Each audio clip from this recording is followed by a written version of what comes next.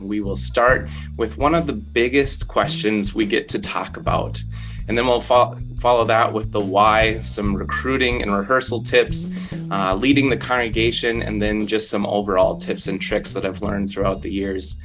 And then as we go throughout, and you have some questions, just type them in the chat box, and we will end up with question and response at the end.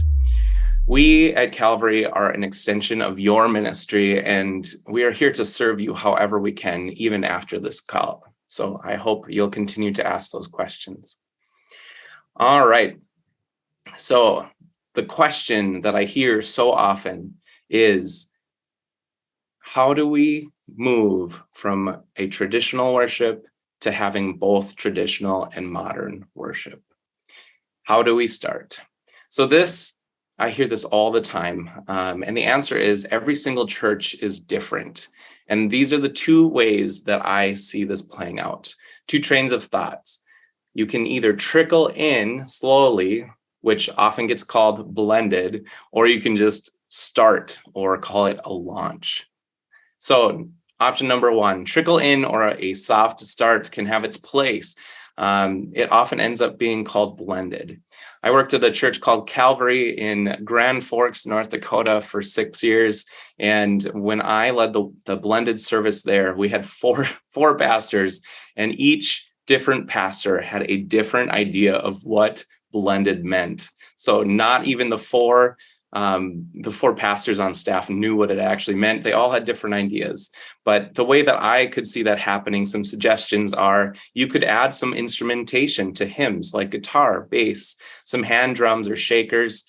You could add a modern worship songs to like prelude or special music or postlude, and take the response from your congregation, and then you can tweak it as you go. You could also you could add a hymn spot and change it to a time of worship using some new instruments, some new music, and engaging the congregation to sing along with you. The other approach is kind of more of a hard start, an abrupt start. We've probably heard some negative feedback about this because it's been done that way before and failed, but I like to think about it as a launch. My suggestion would be to find your champions of that style of worship. I know everyone has different size congregations, but if you could find 50 people who would champion that service, this, of course, would include your greeters, your ushers, but just having a solid group of worshipers who can come and worship and sing. You would prepare them with the upcoming set list so that they can listen to the tunes on Spotify or YouTube, or just always be listening to that Christian radio to prepare. We want these champions to be a part of worship. It's how we lead to lead others, to lead others. So many people that think that if you have a good leader or a band, that it will just take off. But what if we started with 50 to 100 people who would just own that service and commit to being there for the first 6 months as much as possible? My philosophy is that in our flavor of church, we have people who really want traditional music, and that's great. And we also have people who are kind of over it. And even more importantly, the people we are definitely not attracting to church. So in my mind, why just dip our toe into the water? Blending has the potential to just make everyone mad. And I have been part of that in several different churches. I see some nodding going on. To me, the best is to put your eggs in both baskets. I personally want, as somebody who oversees all of worship, I want traditional service to be the best traditional service that you can get anywhere around. And I want modern to be the best modern that you can get. So this brings us to the next question. Why? Why would we even do that? What is the point of doing something that none of us have ever done before? Why would we even do that? My question is this, or my answer is this. Our mission at Calvary is to lead all people to a lifelong faith in Jesus. In recent studies, 57% of Americans rarely or never attend church. Here in Alexandria, we have our own stats for our community as well. Now add that statistic to the knowledge that only 10% of people listen to classical music, and even fewer who listen to organ music at all. Yet that is the only option you get when you go to church, at least most Lutheran churches. Yes, it is the way that we've always done it. You can just ask Jesus, he knows. But here at Calvary, we want to do things not just for the people who are already attending, but also for the people who are not. We also believe that the faith life of the next generation means everything. As a father of two, I want the faith life of my children to be a huge part of their lives, even after they leave home. And I guarantee you, it's not going to be because of the Bach prelude that I like to play. And yes, I am also the organist. This was just over a year ago. I was preparing for Easter 2021, and I was driving my kids somewhere. I was listening to this playlist of Easter in preparation to find new songs for our Easter time. And the song came up, and I was like, what is this garbage? It's like techno meets kids bop. It hurt. My ears were bleeding, I swear. I did not like it. I had already said no instantly. And then I looked back in the rear view mirror just quickly. I was driving safely, I promise. And my son was tapping his leg, kind of bopping a little bit. And my daughter, Elin, she's like, who is this? I'm considered sort of a young leader in the church, and I didn't like the music, but the next generation did. So I have to ask myself, who does this, who lives this and breathes this every single second of every single day? Who is this really for? If it's for me, it's a hard no. But if it's for outsiders and for the next generation, I have to find music that will connect with them. And I love this topic too, because it's a great story to tell my senior saints when they have some feedback for me. I'm sure none of you ever get feedback from anybody, but I do sometimes. And I can say this, I don't always like it either, but isn't it great that your son started coming back to worship, or that your granddaughter is dancing in the aisles during worship, and that we have over 300 kids coming to Vacation Bible School? I get to ask them, what does the faith life of your kids and your grandkids mean to you? And they'll take a little breath, kind of do their thinking face, and then respond to me with a little tear in their eye, and they'll say, it means everything to me. They had just never thought of it like that before. But hey, now we have some common ground, and I'm not a death metal guitarist leading worship.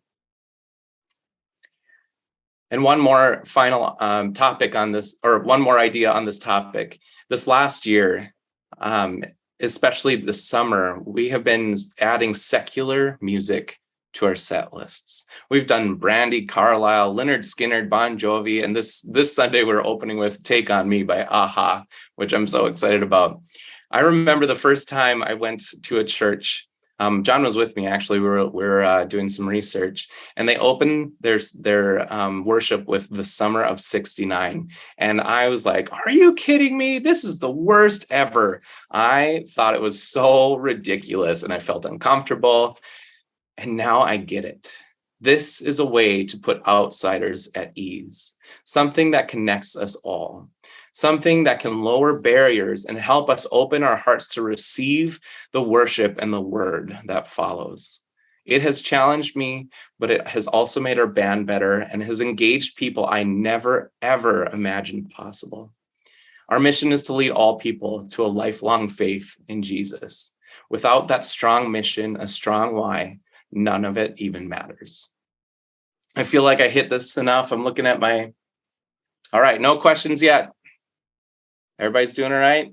I only see John, so you'll have to, woohoo. All right. So what do you need? What do we need? You obviously need musicians and a leader who gets the mission. After a lot of research through different churches, through different leaders, through different places in our nation, the worship leader is the most important. But what is the next important musician for a modern service? Any guesses?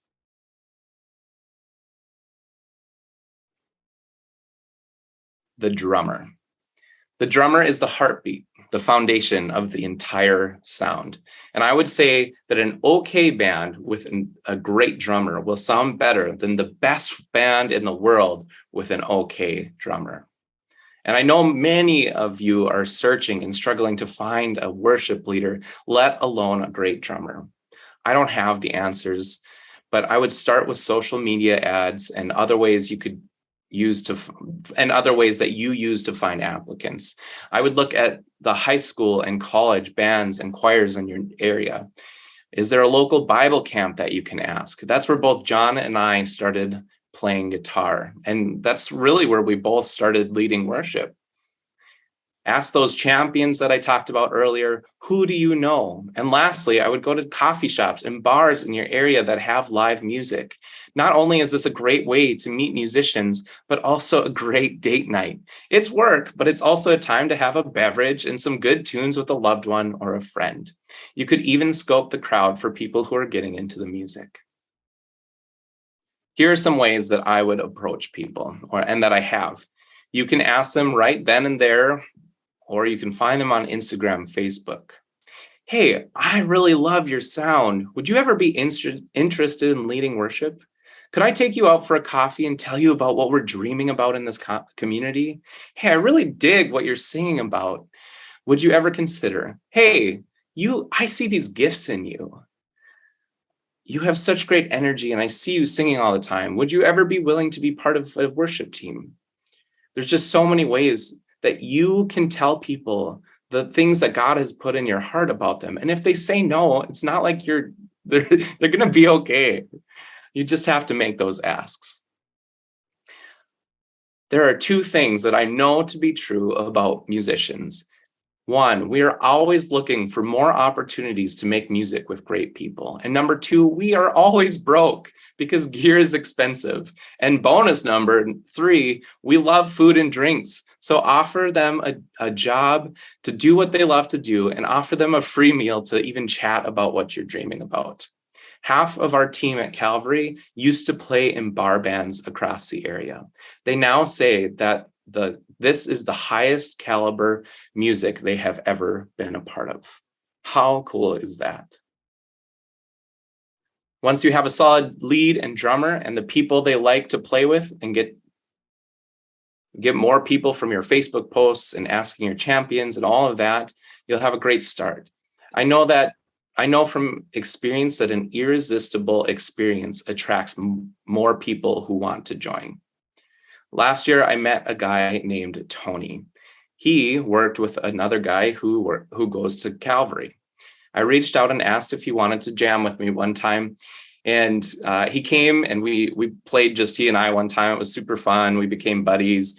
And I've been asking him to come back ever since. He recorded some videos right away after that in that COVID time. And I have had no luck with that. And so I thought I kind of struck out. He leads worship at a different church and he likes to golf when he's not leading worship. So I've struck out with this guy named Tony. But he called me last year. His uncle had asked him if he knew anywhere, if his uncle asked Tony if he knew any churches. Hello. I'll say that one more time. No interruptions, emails. Last year, Tony's uncle asked him if he knew anywhere looking for a drummer, any churches. And get this, Tony didn't tell him to play at the church that Tony leads worship at. He knew what we are up to at Calvary. And so that's who he referred his uncle to. And now Steve, Tony's uncle, he is not only an incredible drummer, but he and his wife are dear friends of all of us on our team, and they are volunteering. She just started volunteering at our welcome desk, and now they want to donate some money to help build at our summer worship. And that happened because the excellence that we have at Calvary. And so with that start, creating excellence will attract more people. So find the right Find the right people with a heart for other people and give them the why. If you need help training and equipping musicians and leaders later on, we are here to help with that. Bring them to the Calvary Partner Network. John, do you have any stories or tips on recruiting or building teams? Yeah. So hold on, let me get this straight. So you just called this guy and asked him? Yeah. And then he actually, it wasn't even a call. Then I didn't even have to talk to him on the phone. I sent him I creeped him on Facebook. And I sent him. You made the ask. It wasn't a thought or an idea or a hope. It was something you executed. You just made an ask. And like you said earlier, the worst thing they're going to say is, nope, sorry. Okay. You move on to the next. Anyways, I love that. A lot of it's so much about just making the ask when it comes to recruiting and building teams. And that makes me think about one of the biggest lessons I had to learn in ministry was that it's not about me. It's not about how I sing. It's not about how I play guitar. It's not about my preferences that you've been talking about, Nolan. It's not about me, but instead, who are we trying to reach? Really flipping your mentality. I think for a long time, I personally struggled with that because I was proud of what I could do. I was proud of my skills. I was proud of maybe how I was raised and what I appreciated in music and worship. But once I really started changing my mentality from this is what I like to, is this what other people like? Does this create a good worship experience? I think that's when I've seen a lot of success, if you will, in the past. But who are we trying to reach? You talked a little bit about college students. My last church, we were right in a college town. And so I developed good relationships with the college choir directors and the band directors and just kept making the asks. Hey, who do you know? Who do you know? Who do you know? And just keeping those pipelines open. You talked about finding musicians in a bar. I was at a concert in Moorhead, and this guy named Matt Ockery, I don't know if you guys have heard of him. He was put on a concert. He was opening for this big band that was in from Nashville. And he just led the room so well and got people singing with him. And he was just so good at leading a room of people, period, with music, that it hit me like, man, he would be such a good worship leader. Like, are you kidding me? And so I hit him up, and this was like December of 19. And I hit him up. We did lunch. I said, is there any chance you want to be a worship leader at Good Shepherd? And is this something you'd ever consider doing? And he's like, absolutely, man. Thank you for asking. I've been really hoping to get involved in a church again. And again, it just came to that ask. I just asked him. He had the skills and gifts already. It was, how do we lead him? How do we help mentor him into being a worship leader now? And so he was going to start, and then COVID hit and everything changed and the world, exploded. And then I ended up taking a different job, but he was like my next guy to get involved. And so I just think of that story because it was just before that someone told me, well, have you just like looked in bars or coffee shops? And I'm like, oh yeah, duh. They already have the skill set. Let's just repurpose it a little bit. And it might be a journey he wants to go on.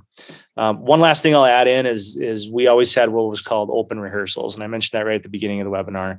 And that just became really an open invitation for musicians just to come and jam. And I always use the term, hey, come jam with our team. Like, let's see if it's a good fit. Come jam with us. Well, am I committing to anything if I come in? Nope, not at all. Just come hang out. And they got to know the team. And then I got to hear kind of what they were good at, maybe what the position would be that they would fill. And it just led to a lot of really nice things because you're kind of building that relationship before putting that pressure of committing or taking a position or, whatever else. So open rehearsals was really helpful for us. Awesome. I love that. Yeah. Matt Ockery is like a combination of John, me, Fergie, and Jesus. So that's a big deal. And like John said, it just took an ask. And that's something that we all can do. One last thing I want to touch on what do we need? I'm sure that there are questions about technology needs, sound systems, projection, anything and everything. Everybody's so different, but we are here to help with that. So if you have any questions, just get with us offline and we can talk through that with you, because obviously you need to hear the musicians or the pastor or whatever. So it is a need. It's not something I'm going to talk about right now, but we are here for you. John just mentioned rehearsals. Now that we have our musicians, now we need them to get together and work together. I would say if you are launching this thing, I would plan it ahead once you have your musicians, and give them probably a solid month of weekly rehearsals so that they are jiving and they're connected, and they also know the plan, the flow, the mission. At Calvary, we rehearse every Wednesday night at 8 p.m. for 2 hours. The expectation is that it is not practice. This is a rehearsal where it comes together and we get to be creative. If people don't know the songs, we can't do that. I'm not so strict that there is no grace, but if someone is coming unprepared or late each week without any conversation, I ask them if they really want to do this, or maybe it's just not the right time for them. We then get about 30 to 45 minutes of sound check before each service to run most of our songs again. That's what it looks like for us. It has worked for us. It doesn't always work for people's schedules, but having a consistent worship since I started, or a consistent rehearsal schedule since I've started, and working on those expectations of musicians has taken us so far. All right, so a fun one, our congregation. Our congregation didn't sing along that much to our worship when I started. And this is the approach that I took. Repeating songs. You don't need to do new songs every single week. Repeating them week after week, reading the room, finding the songs that really resonate with the kids and the people. When are people dancing and smiling and singing? Also speaking, modeling, and teaching the expectation that I have for the congregation.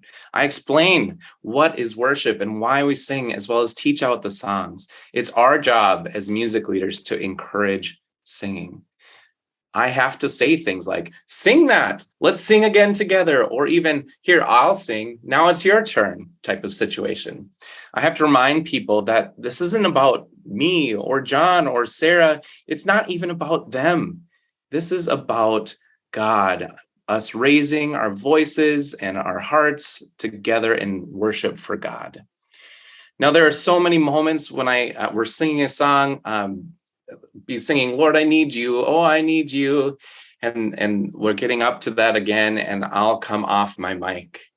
And the whole, I get weepy. No kidding. I will have tears in my eyes, and I'll have shivers, goosebumps from how loud the congregation is singing. And this is my 5th year. So I haven't even this is 4.5 for me.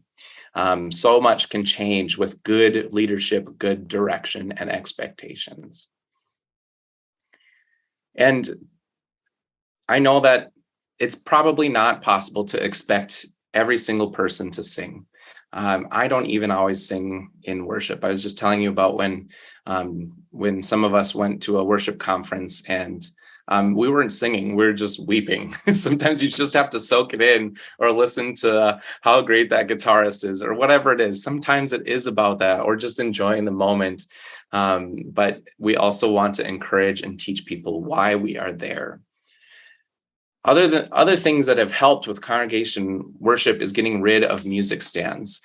How you experience worship. I don't really understand why we think we can connect with. How are you guys? Can you guys hear me and see me and understand what I'm saying right now?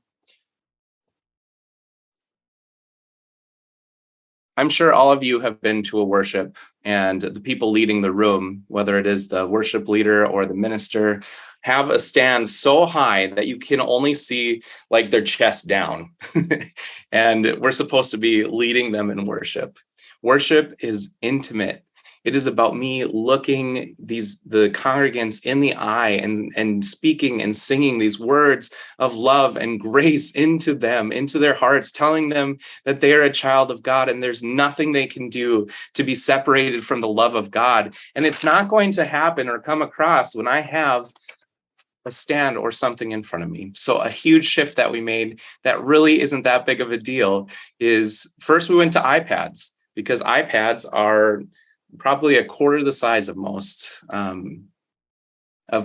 music stands. And now we went to confidence monitors that actually have the chord progressions on them that only we can see. I'll get to that a little bit later, but just the importance of having a conversation when you can look people into their eyes, when you can sing to them. It is supposed to be intimate. So we want to take away as many barriers and borders as possible. And then another shift that I have made that has made a big difference. I think language around our teams is important. Each musician and tech to me is a minister. This is a shift that I have been working on with my teams for a while now for multiple reasons. First off, it's time for us as leaders in the church to start working. It's time, I gotta say this right because it's so important. It's time for us all to make a shift from ministering to people to ministering through people. I'm going to say it one more time because this is one of my favorite things. As ministers, we need to switch from ministering to people to ministering through people. Second, it gives our teams a higher purpose, a higher sense of call. Third, not everyone connects with me. We want everyone to be represented. We have a farmer/biker playing bass, and he's so good. Some people are going to see him and feel represented more than I could ever do. That is how my friend Jeppy ministers. Some are going to connect better with Sarah or Kim or John or any single one of the others. Each of them is a leader and a minister, and now they aren't hiding behind any ugly screen or music stands. And using that language as a segue, I no longer, and for at least 5 years now, I no longer use the word contemporary. The word contemporary is like the word blended for me. 90% of at least Lutheran churches are singing from best of the best, wow, gold, 90s and early 2000 tunes in their entirety, or maybe some spiritual song from the ELW called like, come all ye people, come and praise the Most High. That is contemporary. That is what happened in this contemporary boom. Things have changed. This might just be an opinion, but I wanted to share it with you what the perception is. I love the word modern. It doesn't mean a time period in Christian music to me, but it encapsulates an entire style of feeling. To me, modern style of music is band-led in some capacity. It means the most recent tunes that have just come out. It also means modern arrangements of hymns from over the past 500 years or so. It can mean whatever we want it to mean, but so many people have already made up their minds about what contemporary means, and it's not what we think it is. Contemporary is the new blended. So with this change to modern, it may come with some changes to the order of worship. I want you to think about the whole experience from when they get there to when they leave. It should all feel different, not just a traditional service with different kinds of songs. When we build our worship sets, it's not just about music. It's about everything we do. We frame everything through the questions, what do people get the most out of? Does this word or this language or this tradition serve us and the people we are trying to reach? If you have never been to church in your life, what is weird about what we're doing? Maybe ask some of your unchurched friends to come to a service and critique the heck out of it. Don't we want to know what unchurched people think about what we're doing? I'm sure some of you, if not all of you, have friends who are like, nah, I don't do that church thing. Say, can I take you out to lunch after you go to church or something? Just phrase it in a way like, I am looking for you to tell me what's weird. Can I then take you out for lunch and talk about it? During any given service, this is what I'm thinking about when choosing. Okay, so I made a quick switch there. Building our sets. During any given service planning time, this is what I'm thinking about. I start with what is the theme of the day, the worship series, the mission. I want everything from the parking lot experience to the songs to the announcements to fit into what we want the congregation to leave with.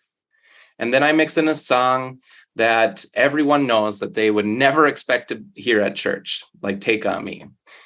And then I also think about what are the newest, most worshipful songs out right now. No Longer Slaves was on last week. Love that song. And then I think, how can we add a hymn to the set or something that the super church people love? I want every single person, from super churched to people who really don't like to be at church at all and were dragged there by their grandma, to find something to connect with in that service. And that is the lens that I use on every single modern worship that I plan. All right, as we get to the end, I'm going to talk about a few game changers. There have been so many things that have upped our experience exponentially over the past decade or so. The two biggest ones are Planning Center Online and ProPresenter.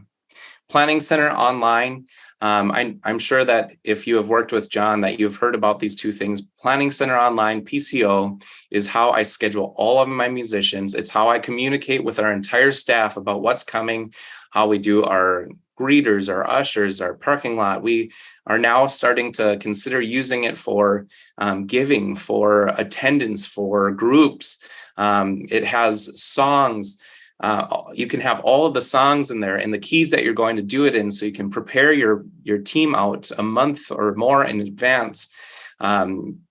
When a musician or an usher or a pastor declines, it'll send me an email saying they won't be here, so then I can make switches in time.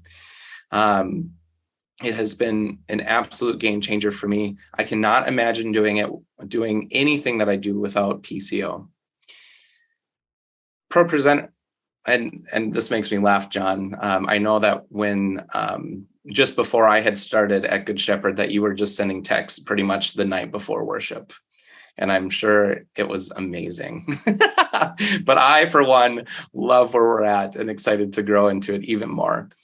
And then the second is ProPresenter. ProPresenter is like PowerPoint on steroids, and it's made by ministers, by worship leaders, knowing the things that we as ministers, we as worship leaders, we as pastors come up against in worship every single week. And they developed it for us. So this is the text for the Bible and pictures for your sermon. It's lyrics for your songs. It's backgrounds, it's announcements, it's all of the things in such an intuitive way that lines it up that this is not a great idea, but there was one service recently where I had a last minute cancel for a service, and I looked at somebody in the gathering space and I said, "You come here, click buttons," and they did okay.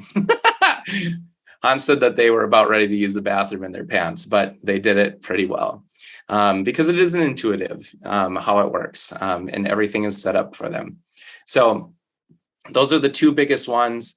If you haven't at least looked at them, I would highly consider it. Both of them have the ability to try it out without paying for it. So at least test it out, see what it can do, ask us how to get started. John and I have even made training videos for both of those because we know how big of a difference it's made in our lives and our ministries. And this is just a start. So once you get rocking on these two and you're ready for the next things, we've got a few other ideas as well. So to close, I just wanted to leave you with a few just tips, a few different ideas before we get to questions and responses.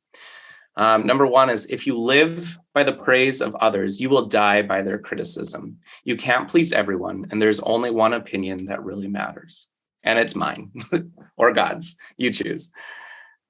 Number two, you can't lead people from an empty cup.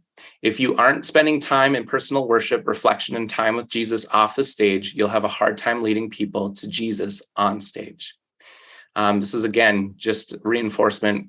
Do your best to come and worship with us after the Calvary Partner Conference on that Sunday. Next one, the perfect set list. Worship service doesn't exist. I've been super close, though, but it does not exist. Just serve the Lord with excellence, doing your work for God. I always tell my kids, do your best. That is all that matters. Transitions matter. We spend so much time at Calvary on the flow of worship. Who's handing it off to who? What's next? Having pads or sounds underneath as the prayer is happening, or communion, or during the end of the message to let people know this is where we're going. Introducing something. All of those things. you have to plan out those transitions. All of us have been in worship services or presentations where it's gaudy and awkward and you don't know what's happening next, and neither do they. And it's like, okay. We don't want that in worship. Transitions matter. So spend time like looking through your planning center chart. I'm going from that first song to announcements. How do we get from here to here? If you don't have a worship leader or you don't have somebody who's comfortable and saying next is offering, then you say it as the pastor. Now we are going to collect offering. This is why we do this. As we collect our offering, we are going to sing Jesus Loves Me. The lyrics are on the screen. Please join us in singing.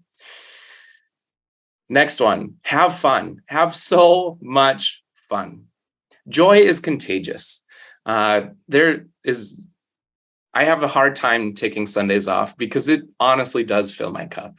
I just love what I do. I love who I get to do it with. I even sometimes love Pastor Hans. And so having fun, not taking yourself too seriously. We just need to keep that alive. I don't know why people would want to go somewhere that just bores them every Sunday. That's not my God. Encourage people to clap and dance and move and enjoy. I have to teach people to clap as a worship leader. It is on 2 and 4, not 1 on 3. It's a fun little tip for worship leaders. Authenticity. People are looking for what is real. Don't fake it. People can see your heart. It's kind of like the one earlier. If you're not spending time with God outside of worship, leading worship, then people sniff that out right away. People know when you're not being authentic. So you need to be authentic. You need to keep working on yourself, but you need to be real. And lastly, I know what goes through my head when I go to a conference or a bigger church. We are not them. We can never do that. I don't look like anything like that guy. I don't sound anything like, I could never sing like that. I'd never be able to have lights or sound or this or that or that or this or that. I do that every single time. And here is the truth. You guys, we were where you are at within the last few years. This is not about Calvary versus you. This is all of us together attacking this world. We're not attacking anything, but bringing Jesus into this world. And wherever you are at right now, no matter what it feels like is holding you back, this is all within your grasp. But you have to believe it first and have a vision for how it looks for you. We are here, like I said, every step of the way to get you there. Thank you so much for everything. I hope that we have some great questions. I am going to look through this. John, back to you.